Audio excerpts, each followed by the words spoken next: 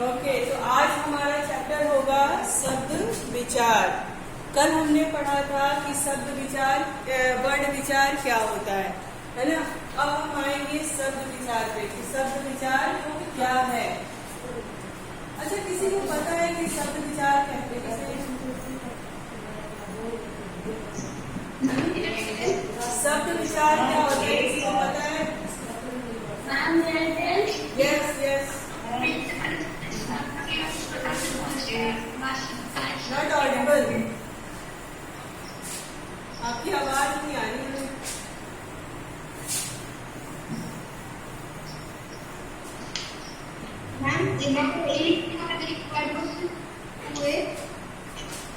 भाषिक इकाई को शब्द कहते हैं, शब्द विचार, है ना। तो देखिए, पहले हमने पढ़ा था पहले के चैप्टर में पाठ में कि वर्ण विचार क्या होता है। तो वर्ण के लिए हमने कहा था कि अक्षरों की व्यवस्थित समूह को मतलब अवधारणा होती है। भाषा की सबसे छोटी इकाई को हम क्या कहते हैं? वर्ण कहते हैं। लेकिन अब हम क्या कहते हैं? वर्णों के सार्थक मेल को, है ना, वर्णों के सार्थक मेल को शब्द कहते हैं। ठीक है, अब आप कहोगे भैया ये सार्थक का क्या मतलब होता है? ठीक है, तो देखिए अब हम बताएंगे कि सार्थक से क्या मतलब है। अब देखिए, अगर जैसे मान लीजिए कि हमें कमल लिखना है, ठीक है, क म ल, हमने लिख दिया कमल। अब आपको पता चल गया कि कमल एक शब्द है और कमल एक फूल है। अब यही पे हम लिख दें म, अक्षर तो यही होगा, लेकिन लिख दें म ल और क, तो क्या ये शब्दों का सार्थक समूह कहलाएगा? क्या इसका कोई अर्थ निकलेगा? No ma'am. इसीलिए कहा गया है कि वर्णों के सार्थक समूह को या सार्थक मेल को शब्द कहते हैं। समझ में आया कि क्यों सार्थक की बात कही गई है? सार्थक की बात इसलिए कही गई है क्योंकि अगर वर्ण को हम व्यवस्थित रूप से रख रहे हैं और कोई शब्द बन रहा है तो उन शब्दों का कोई एक निश्चित अर्थ होना चाहिए। समझ में आया? समझ में आया? ठीक है, अगर आपसे कोई पूछे कि शब्द की परिभाषा बताइए, शब्द किसे कहते हैं, शब्द विचार का क्या मतलब है, तो आप कहोगे एक या अनेक वर्णों के मेल से बनी सार्थिक एवं स्वतंत्र भाषिक इकाई शब्द कहलाती है, जैसे कमल, गंगा, नदी आदि, है ना। तो उसको हम क्या कहेंगे? शब्द कहेंगे। अब देखिए, हम आगे पढ़ेंगे कि शब्दों का कितना भेद होता है। किसी को पता है कि शब्दों के कितने भेद होते हैं?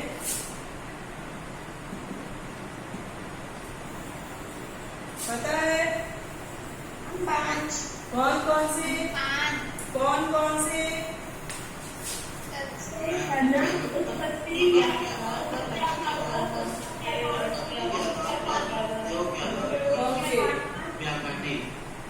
शब्दों का वर्गीकरण या शब्दों का भेद। ठीक है, शब्दों का वर्गीकरण भी उसी को कहते हैं, शब्दों के भेद भी उसी कहते हैं, शब्दों के प्रकार भी वही है। तो उसके कितने प्रकार होते हैं? 5। कितने होते हैं? कितने होते हैं? 5 होते हैं। कौन कौन से? उत्पत्ति या स्रोत के आधार पर, उत्पत्ति या स्रोत के आधार पर, मैं बता रही, 20 मिनट तक मत करिए, सुनिए पहले। उत्पत्ति या स्रोत के आधार पर, रचना के आधार पर, उसके बाद है अर्थ के आधार पर और प्रयोग के आधार पर, है ना। तो कितने हैं? 5 है। रचना के आधार पर, उत्पत्ति या स्रोत के आधार पर और व्याकरणिक प्रकार के आधार पर। ठीक है, अब हम जानेंगे कि उत्पत्ति और स्रोत के आधार का क्या मतलब है। ठीक है, उत्पत्ति के आधार पर क्यों कहा गया है? कोई बताएगा कि उत्पत्ति के आधार का क्या मतलब है? किसी को पता है? ये क्लास 7 में भी आपने पढ़ा है। हाँ जी, उत्पत्ति के आधार पर 5 भेद होते हैं। पहले आप बताइए कि उत्पत्ति के आधार पर का क्या मतलब है?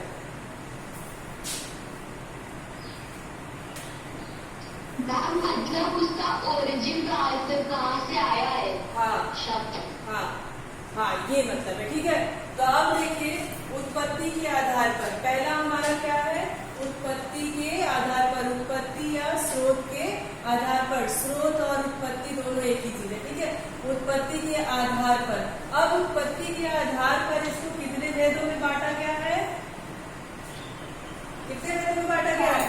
5। कौन कौन से, कौन कौन से, कौन कौन से?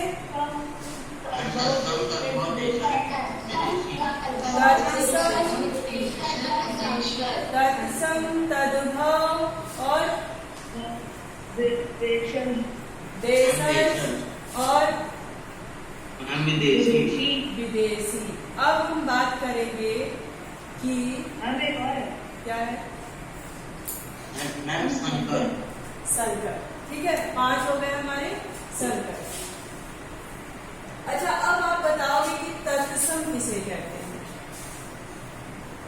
मैम संस्कृत भाषा के शब्दों को। यस, संस्कृत भाषा के शब्दों को जस का तस हम प्रयोग करते हैं, उसमें कोई परिवर्तन नहीं करते हैं। हिंदी में भी हम उन शब्दों को उसी रूप में प्रयोग करते हैं, उसको हम क्या कहते हैं? तत्सम कहते हैं। तद्भव किसे कहते हैं? जो शब्द संस्कृत से हमारे अस्तित्व में आते हैं और उनका थोड़ा सा परिवर्तित करके लिख दिया जाता है, उसको हम क्या कहते हैं? तत्सम, है ना? तद्भव संस्कृत भाषा के वे शब्द जो परिवर्तित होकर हिंदी में प्रयोग होते हैं, वे तद्भव शब्द कहलाते हैं। जैसे रात। ठीक है, अब रात को अगर आप तत्सम में लिखोगे तो क्या लिखोगे? रात्रि। अब आपको समझ में आ गया कि रात्रि भी वही है, रात भी वही है, पर हमने तत्सम से यानी संस्कृत से इसमें कुछ परिवर्तन करके कुछ आसान बना करके लिख दिया है, इसलिए ये क्या हो गया? तद्भव शब्द हो गया। देशज किसे कहते हैं? देशज किसे कहते हैं? अपने देश में शब्द क्षेत्र। यस, जो शब्द अपने क्षेत्र में, है ना? अब जैसे मान लो कि कोई ऐसा सामान है ना, जैसे हम जूता, झुग्गी, है ना, तो जूता को हम अगर अपने साधारण देशज भाषा में, आमतौर पे बोलचाल की भाषा में जूता कहते हैं, वहीं पे कहीं कहीं के लोग उसे पनही भी कहते होंगे। ठीक है, क्या कहते होंगे? पनही भी कहते होंगे। इसलिए हम जब जो क्षेत्रीय बोली होती है, इसको हम बोली कहते हैं, हम अपने क्षेत्र में उसको बोलते हैं, उसको हम देशज कहते हैं। जूता भी वही शब्द है, यानी जूता का भी मतलब जूता है जो पैर में पहनते हैं, और पनही का भी मतलब, लेकिन हम अपने क्षेत्र के हिसाब से उसको बोलते हैं। लोग कहते हैं ना कि अरे हमारे यहाँ तो जूते को जूता बोला जाता है, कोई कहता नहीं हम लोग जूता नहीं बोलते, हम लोग क्या बोलते हैं? पनही बोलते हैं, है ना? अब विदेशी शब्द क्या हो गया? जो शब्द विदेश से आए, यानी अंग्रेजी शब्द। ठीक है, और उसका प्रयोग हम अपनी बोलचाल की भाषा में करते हैं, उसको हम क्या कहते हैं? विदेशी शब्द कहते हैं।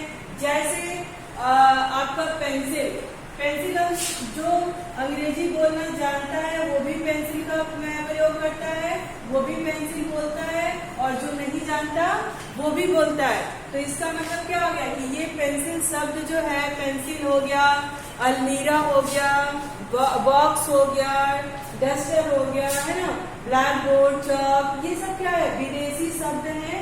उसको हम अपने देसी भाषा, अपने बोलचाल की भाषा में उसका प्रयोग करते हैं। समझ में आया? अब देखिए विदेशी शब्दों की सूची में कौन कौन से आते हैं। बच्चों, आपको मेरी आवाज सुनाई दे रही है? Yes ma'am. आवाज में आ रही? हाँ, ओके, ठीक है। अब हम देखेंगे कि विदेशी शब्दों को कितने उसमें किया गया, कौन कौन से शब्द जो है वो हमारे विदेशी शब्दों की कैटेगरी में आते हैं। ठीक है, अब जैसे विदेशी यानी जो अपने देश की बात न हो, दूसरे देश की हो, उस सब भाषा, सारे जो भाषा है, जो सारे शब्द हैं, वो हमारे लिए क्या है? विदेशी ही कहे जाते हैं। भाई हमारा देश कौन सा है? भारत, है ना? और जो दूसरे देशों से जो भाषाएं, जो शब्द का प्रयोग हम अपने में करते हैं, वो हमारे लिए सब क्या आती है? विदेशी भाषा होती है। जैसे पहला हमारा हो गया विदेशी भाषा में अंग्रेजी। ठीक है, बहुत सारे शब्द हैं जो हम अपने नॉर्मल साधारण बातचीत में अंग्रेजी शब्दों का उपयोग करते हैं, जैसे कंपनी, कप, साइकिल, है ना। ये सब क्या है? अंग्रेजी के शब्द हैं, परंतु इसे हम अपनी साधारण बोलचाल की भाषा में प्रयोग करते हैं। दूसरा हो गया हमारा अरबी। ये भी विदेशी भाषा है ना। अब अरबी के शब्द कौन कौन से हो सकते हैं? जैसे आजाद, इशारा, औरत, इनाम, कानून, मुहावरा, ये सारे क्या है? अरबी के शब्द हैं, है ना। ये सब क्या है? अब हिंदी में जैसे हमारे देश में इनाम को पुरस्कार बोला जाता है। ठीक है, क्या बोला जाता है? हम इनाम को अगर देसी भाषा में कहें तो इनाम को हम पुरस्कार कहते हैं, लेकिन अरबी में पुरस्कार को क्या कहते हैं? क्या कहते हैं? इनाम। औरत, औरत में क्या है? हमारा अरबी शब्द है। हम अपने देश में औरत को क्या कहते हैं? स्त्री कहते हैं, महिला कहते हैं। यहाँ पे समझ में आया आपको? समझ में आ रहा है क्लास? Yes ma'am. तो आप सो रहे हो क्या? तो आप समझो ये छोटी छोटी चीजें हैं, आप इसको रट के नहीं समझ सकते, है ना। पहले आपको इन चीजों को समझना पड़ेगा अच्छे तरीके से। ठीक है, तो देखिए विदेशी शब्दों की सूची में विदेशी शब्द में अंग्रेजी आता है, अरबी हो गया आपका, और तीसरा क्या हो गया? फारसी हो गया। फारसी के भी शब्द जो हैं वो विदेशी शब्दों की सूची में आते हैं। फारसी में जैसे आदमी, आसमान, कारीगर, है ना, ये सारे शब्द सब क्या है? फारसी के शब्द हैं। ठीक है, और ये हमारे विदेशी शब्दों की सूची में आते हैं। पुर्तगाली, अच्छा बताओ पुर्तगाल हमारा देश है? बताओ। No ma'am. तो इसीलिए इसको क्या बोला गया? विदेशी शब्द के उसमें कैटेगरी में आया। तुर्की, तुर्की भी हमारा देश नहीं है ना। तो इनके सारे शब्द क्या है? विदेशी शब्दों की कैटेगरी में आते हैं। ठीक है, क्लियर है यहाँ पे? तो अगर आपसे कहा जाए कि कौन कौन से शब्द विदेशी की सूची में आते हैं, तो आप क्या कहोगे? कहोगे अरबी, अंग्रेजी, फारसी, पुर्तगाली, तुर्की, फ्रांसीसी, जापानी, चीनी, रूसी, मलय, डब, ये सब क्या है? अंग्रेजी के शब्द हैं। क्लियर है यहाँ पे? सबको क्लियर है? समझ में आ रहा है? समझ में आ रहा है कि मैं क्या बोल रही हूँ? Yes ma'am. ओके, अब हम समझते हैं कि ये तो हो गया हमारा विदेशी शब्द। अब हम आते हैं संकर शब्द। संकर शब्द हिंदी में दो भाषाओं का शब्दों के मेल से बने शब्द जो मिलते हैं, जिन्हें हम संकर शब्द कहते हैं। ठीक है, सजावट कक्ष। सजावट क्या है? जैसे दो शब्दों के मेल से, यानी हिंदी अंग्रेजी हो सकता है, हिंदी संस्कृत हो सकता है, हिंदी उर्दू हो सकता है, यानी दो भाषाओं को के मेल को एक शब्द में जोड़ दिया गया हो। ठीक है, तो वो हमारा क्या है? संकर शब्द है ना। अब जैसे इसमें एक शब्द दिया है सजावट का कक्ष। ठीक है, तो सजावट हमारा क्या है? सजावट क्या है? हिंदी का भाषा वो शब्द है ना। और कक्ष क्या है? संस्कृत के शब्द हैं, यानी हिंदी के शब्द और संस्कृत के शब्द को आपस में जोड़ दिया गया है। उसको हमने क्या कहा कि ये संकर शब्द है।